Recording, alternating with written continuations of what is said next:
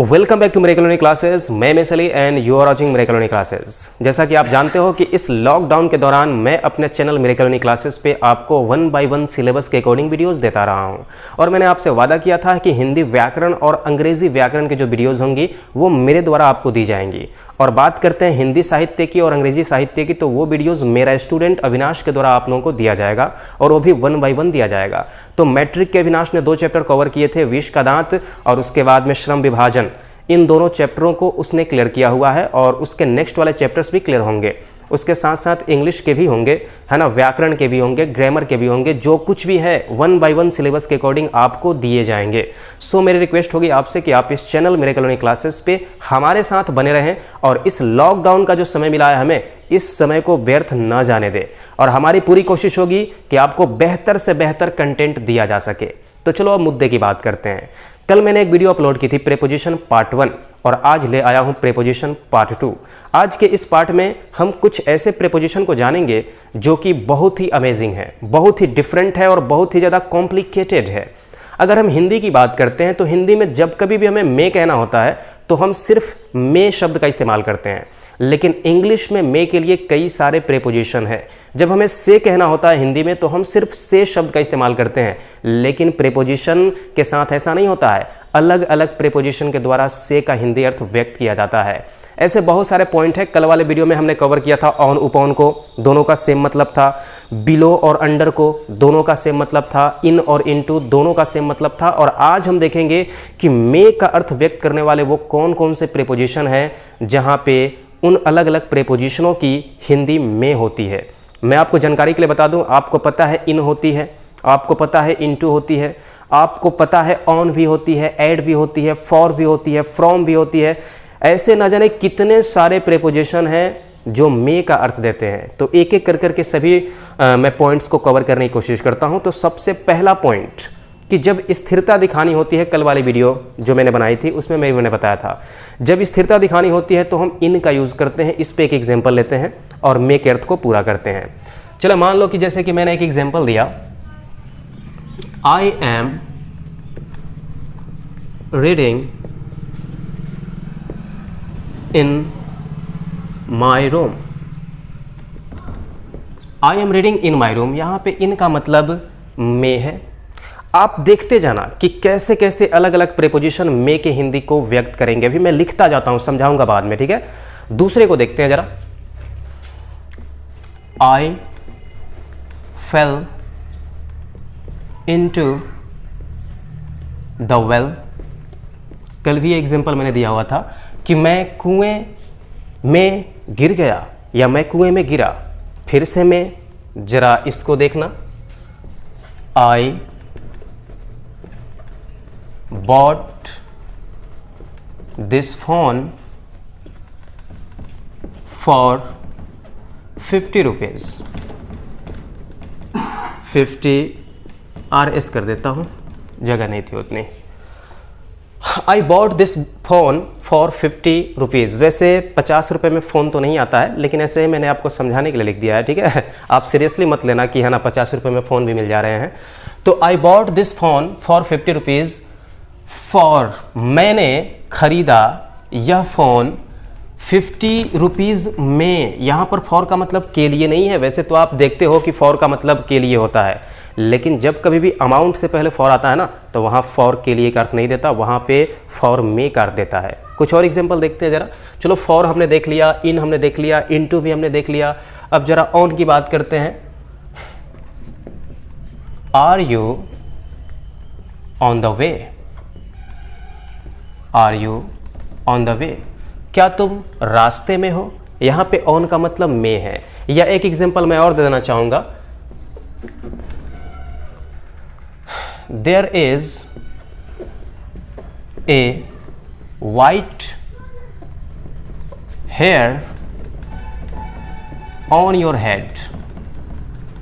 On your head, यहाँ भी on का मतलब मे है। जैसे कि तुम्हारे सिर में एक, यानी तुम्हारे सिर में एक सफ़ेद बाल है, तो यहाँ ऑन का मतलब में हुआ। है ना अमेजिंग। आप बस देखते जाओ कि किस प्रकार से इन, इनटू, ऑन, फॉर ये सारे मे के अर्थ को व्यक्त करते हैं। कुछ और हम देखेंगे एग्जाम्पल को, जरा मैं एक बार जरा सही से देख लो। ऑन हमने देख लिया, फॉर भी हमने देख लिया, जरा आफ्टर को देख लेते हैं। चलो एक एग्जाम्पल देता हूँ। शी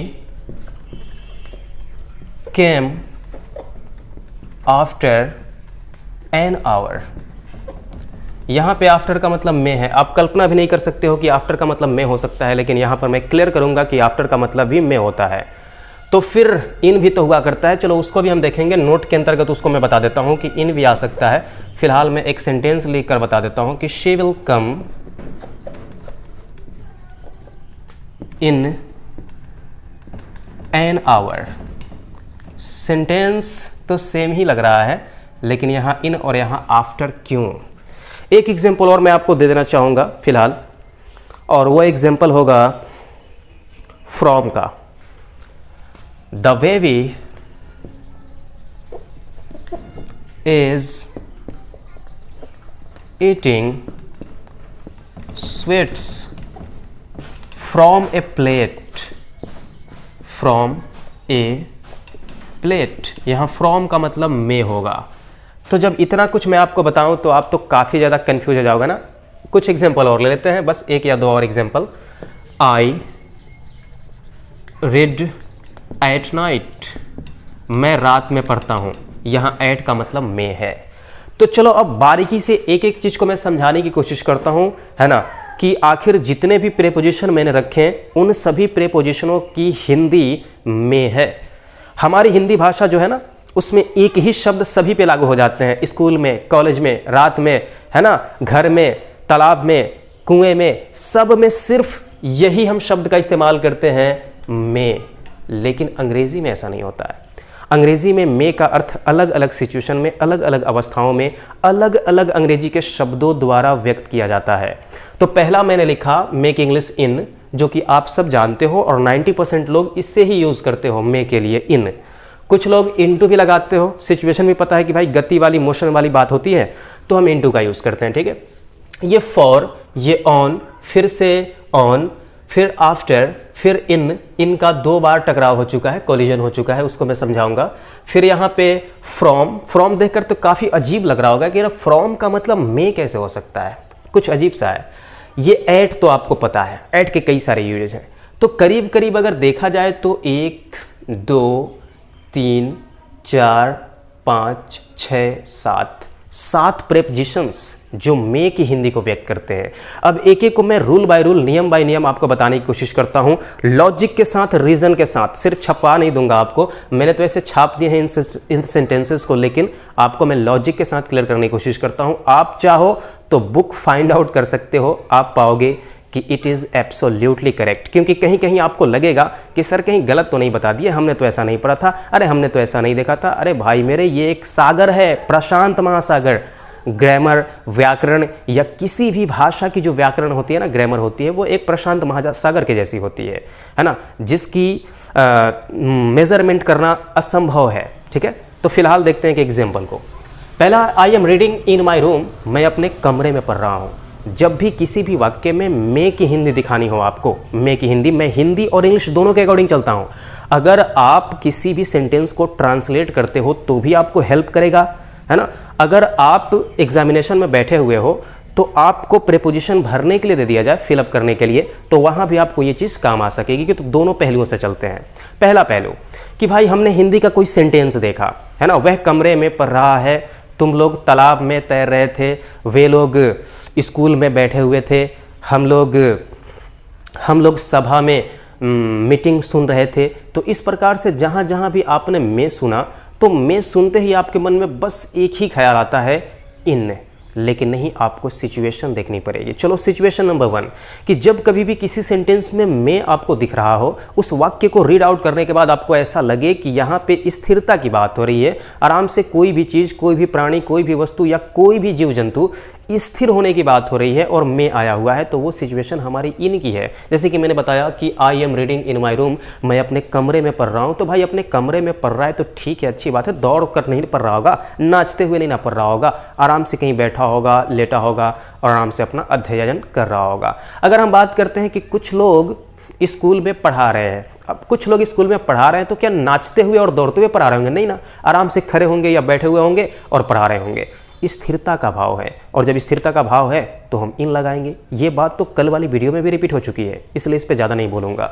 दूसरा वाला पॉइंट भी कल की वीडियो में मैंने कवर कर दिया था, इसलिए इस पे भी ज़्यादा नहीं बताऊंगा। इनटू का इस्तेमाल हुआ, आई फेल इनटू द वेल, मैं कुएं में गिरा। भाई मेरे कोई कुएं के ऊपरी सतह पे बैठा हुआ है और जब गिरेगा तो आप समझ सकते हो कि 10 फीट 15 फीट 20 फीट की गति होगी गिरते समय उसको। तो जाहिर सी बात है कि जब मोशन होगी, गति होगी, तो इनटू आएगा, इन नहीं आएगा। कुएं में, कमरे में, दोनों सिचुएशन एक जैसी है। कुएं में इन द वेल कर देते हैं, कमरे में इन द रूम कर देते हैं। अरे भाई मेरे पहले ये तो समझ लो कि सिचुएशन क्या है। उसमें कमरे में पढ़ने की बात हो रही थी, कोई गति नहीं दिखी, कोई मोशन नहीं दिखी। यहाँ कुएं में गिरने की बात हो रही है, तो कोई भी कुएं के ऊपरी सतह पे बैठा रहेगा और गिरेगा तो जाहिर सी बात है कि नीचे गिरेगा, और नीचे गिरेगा तो वहाँ से वहाँ तक की जितनी डिस्टेंस होगी, है ना, गति होगी उतनी। इसलिए हमने इनटू का यूज़ किया। यह हो सकता है किसी ने बोला भाई वो छत पर से आंगन में गिर गया, छत से आंगन में गिरा। अब बताओ कि छत ऊपर है, आंगन नीचे है, गति होगी ना गिरने में, तो वो हमारा इनटू है। तो जब आपको मोशन वाली सिचुएशन आपको दिखानी हो तो इनटू, स्थिरता दिखानी हो तो इन। चलो अब नेक्स्ट वाले को देखते हैं। नेक्स्ट क्या है, I bought this phone for 50,000 rupees कर देता हूँ, क्योंकि थोड़ा ठीक नहीं लग रहा है ये, क्योंकि 50 रुपये में फ़ोन नहीं मिलता है ना, पाषाण काल में भी शायद नहीं मिलता होगा।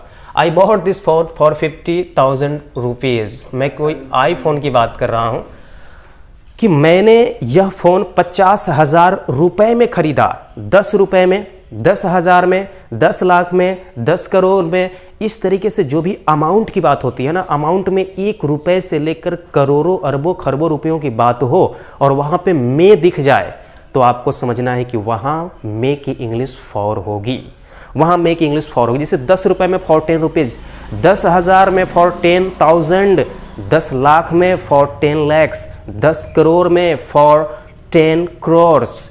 इस प्रकार से आप फॉर का इस्तेमाल करोगे। अब अंग्रेजी को लेकर के कैसे, कोई आपको सेंटेंस मिल जाए और रिक्त स्थान आपको अमाउंट से पहले मिल जाए, अमाउंट वही 100 रुपये या 1000 रुपये, लाख रुपए, करोड़ रुपए, ये अमाउंट है, और अमाउंट के पहले अगर प्रेपोजिशन भरने को दे दिया जाए मे का अर्थ दिखाने के लिए, तो आपको तो फॉर ही लगाना पड़ेगा। और ये एग्जामिनेशन में कितनी बार पूछा जा चुका है, बहुत ही कॉमन मतलब सेंटेंस है और बहुत ही कॉमन प्रेपोजिशन है कि अमाउंट से पहले फॉर आता है।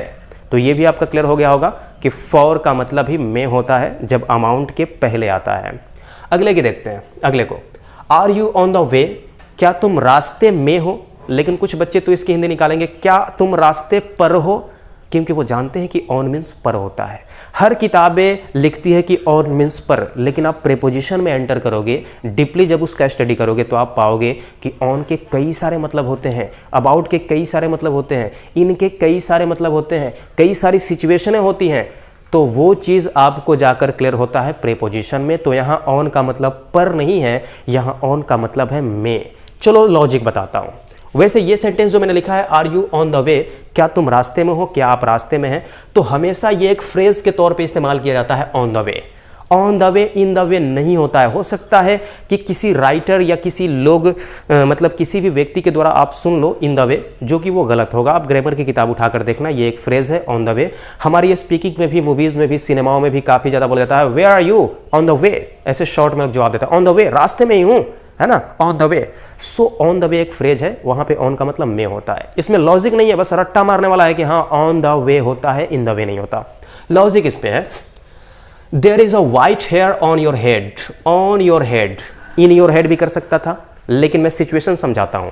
ऑन योर हेड, तुम्हारे सिर में एक सफेद बाल है, तो अरे भाई इन कब आता है, अंदर को दिखाता है, इनसाइड वाली सिचुएशन को दिखाता है। हमारे बाल हमारे सिर के ऊपर है ना, निकले हैं अंदर से लेकिन दिख रहे हैं तो बाहर ना, तो ये ऊपर ही कहे जाएंगे, यानी हमारे सिर पे है।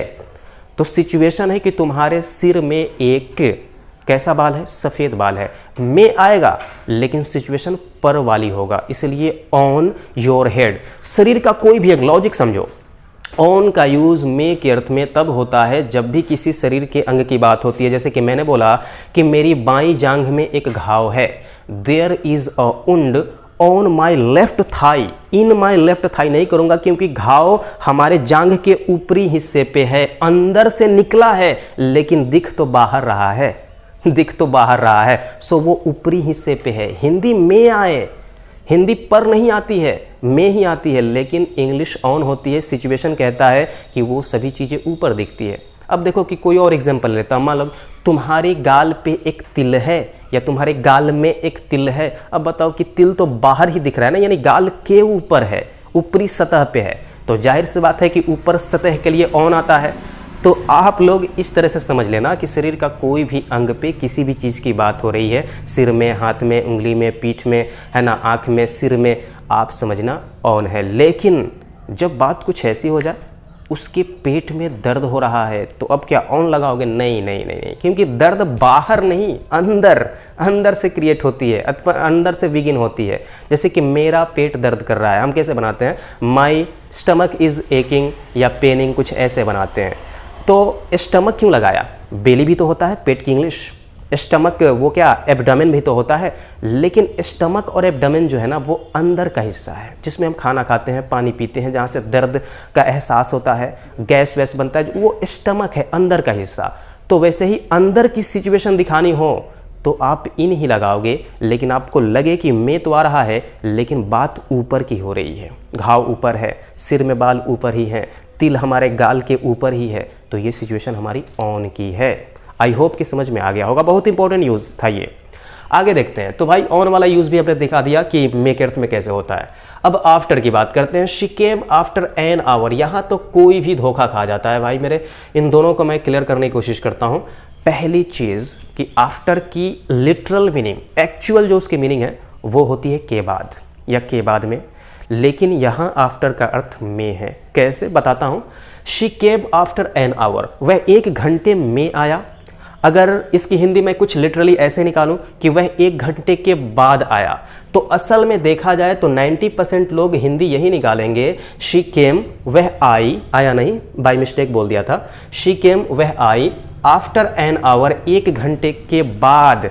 और फिर मैं हिंदी में बोलूं कि वह 1 घंटे में आई, अरे भाई तो 1 घंटे में आई यानी 1 घंटे के बाद ही तो आई, 1 घंटे में आई, 1 घंटे में आया, है ना, 2 घंटे में गया, तो आखिर सिचुएशन तो बाद की ही है। बाद दिख नहीं रहा, में ही दिख रहा है, लेकिन फिर भी सिचुएशन क्या है? बाद की ही है। लेकिन कब? जब वाक्य पास्ट का हो। जब वाक्य पास्ट का हो तब आप आफ्टर का यूज करोगे। लेकिन अगर फ्यूचर की बात कर दी जाए, अब देखो सिचुएशन वही है, she will come in an hour, वह 1 घंटे में आएगी। 1 घंटे में आई, वो पास्ट की बात थी तो हमने आफ्टर लगाया। किस सिचुएशन को लेकर? के बाद को लेकर। हिंदी में आ रही है, लेकिन उसका जो सेंस है वो के बाद का ही है, इसलिए हमने आफ्टर लगाया। लेकिन फ्यूचर या प्रेजेंट की बात हो तो आफ्टर नहीं लगाओगे आप इन लगाओगे। जैसे she will come in an hour, वह 1 घंटे में आएगी। अभी आई नहीं है, ये समय जो है बीता नहीं है, अभी तो ये समय आने वाला है, तो आएगी, यानी फ्यूचर की बात हो रही है तो मे के लिए इन आएगा। और आया, आई, आए, अगर ऐसी सिचुएशन हो पास्ट में तो वहाँ मे की इंग्लिश आफ्टर होगी। इस बात का हमेशा ध्यान रखना। Most of the people, most of the students, यहाँ तक कि मोस्ट ऑफ द टीचर्स भी थोड़ा सा कंफ्यूज हो जाते हैं। मेरे साथ भी कंफ्यूजन हुई थी बहुत पहले। तो फिर से एक बार बता दूं, प्रेजेंट की बात हो या फ्यूचर की बात हो, मे की इंग्लिश इन होती है, लेकिन पास्ट की बात हो तो मे की इंग्लिश आफ्टर होती है। जब घंटे, ईयर, मंथ, वीक की बात की जा रही हो, 1 हफ्ते में आया तो आफ्टर 1 वीक, और 1 घंटे में आता है, 1 घंटे में आएगा तो ये इन है। 1 साल बाद आया या गया तो ये आफ्टर वाली सिचुएशन है, लेकिन 1 साल में आएगा या 1 साल में आता है, प्रेजेंट या फ्यूचर हो तो वो इन है। तो आगे से उम्मीद करता हूँ कि आपको ये दिक्कत नहीं होगी। आगे देखते हैं जरा। अगला पॉइंट है the baby is eating sweets from a plate. बच्ची जो है या बच्चा जो है वो मिठाइयाँ खा रहा है या खा रही है। अब किसी प्लेट में, फ्रॉम ए प्लेट, मैं कर सकता था on A plate, in A plate, लेकिन नहीं। जब भी प्लेट की बात होती है या किसी बर्तन की बात होती है, गमले वमले की बात होती है, इस तरह के जो कंटेनर की बात होती है, तो उसमें फ्रॉम का ही इस्तेमाल किया जाता है। वैसे फ्रॉम की हिंदी से होती है, लेकिन किसी कंटेनर के साथ, किसी बर्तन के साथ, किसी तस्तरी के साथ, किसी प्लेट के साथ में दिखाना हो ना, तो आप फ्रॉम का इस्तेमाल करोगे, ऑन का इस्तेमाल नहीं करोगे, क्योंकि यहाँ फ्रॉम का अर्थ होता है के ज़रिए, यानी के द्वारा। जैसे कि वो किसी तस्तरी के द्वारा यानी किसी तस्तरी के ज़रिए, अब के ज़रिए कहने का मतलब है भाई उस तस्तरी में मिठाइयाँ रख दिया उसने और आराम से बच्चा खा रहा है या बच्ची खा रही है, तो वो सिचुएशन हमारी फ्रॉम की होती है। और ये पॉइंट कुछ अजीब सा लग रहा होगा, आप चाहो तो लुसेंट इंग्लिश ग्रामर देख सकते हो, आपको ये पॉइंट मिल जाएगा अगर मुझ पे डाउट हो तो। क्योंकि बहुत सारे बच्चे ऐसे होते हैं जो अपने टीचर्स पे ही डाउट करना शुरू कर देते हैं, पर उन्हें क्या पता कि टीचर्स किसी भी पॉइंट को पढ़ाने से पहले 100 बार सोचा करते हैं कि ये जो पॉइंट मैं बताने जा रहा हूँ कहीं गलत तो नहीं है, ये पॉइंट कहीं ऑकवर्ड सा तो नहीं है। लेकिन बच्चे ये चीज़ नहीं समझ पाते हैं। तो आप अगर फाइंड आउट करना चाहते हो तो आप देख सकते हो, बुक्स को कंसल्ट कर सकते हो। चलो सबसे अंतिम की बात करते हैं। सबसे अंतिम है आई रीड एट नाइट, मैं रात में पढ़ता हूँ। कुछ बच्चे को लगेगा सर रात में पढ़ता हूँ, ठीक है तो इन भी तो लगा सकते थे, इन द नाइट, आपने एट नाइट क्यों किया? हाँ मैं इन लगा सकता था, इन द नाइट भी होता है, एट नाइट भी होता है, एट नून भी होता है, इन द आफ्टरनून भी होता है, एट स्कूल भी होता है, इन द स्कूल भी होता है। लेकिन सिचुएशन क्या है आप समझ लो। फिलहाल मैं दो चीज़ों की सिचुएशन बता दूं कि इन द नाइट और एट नाइट में क्या फ़र्क है। बाकी जो लोग भी हो उसे समझ लो, बहुत काम की चीज़ है दोस्त। इन द नाइट और एट नाइट में क्या फ़र्क है? दोनों की हिंदी होती है रात में, लेकिन जो एक्टिविटी, जो एक्शन एवरीडे रात में हो रही है ना, हैबिचुअल, वो हमारी एट नाइट है, इन द नाइट नहीं है। मैं रात में पढ़ता हूँ, रोज़ पढ़ता है। हम लोग रात में फिल्म देखते हैं, रोज़ का काम है भाई, एट नाइट है। वे ना रात में देर देर तक जगा रहता है, रोज़ का दिनचर्या बता रहा है बंदा, एट नाइट है। लेकिन अगर मैं बोलूँ मैं रात में जगा, रोज़ तो नहीं जगता है, वो इन द नाइट है। हम लोग रात में ना झगड़ा किए, अब रोज़ तो नहीं करता है बंदा, एक दिन किया तो वो इन द नाइट है।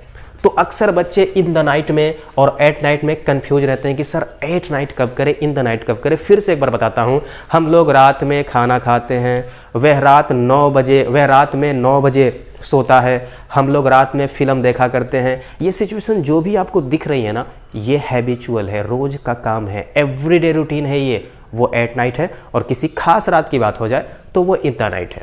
एक कन्फ्यूजन और होती है बच्चों के साथ, मैं यहाँ बताना चाहूँगा, इन टाइम और ऑन टाइम, बहुत महत्वपूर्ण पॉइंट है, इसको मैं एक्स्ट्रा में आपको बता रहा हूँ।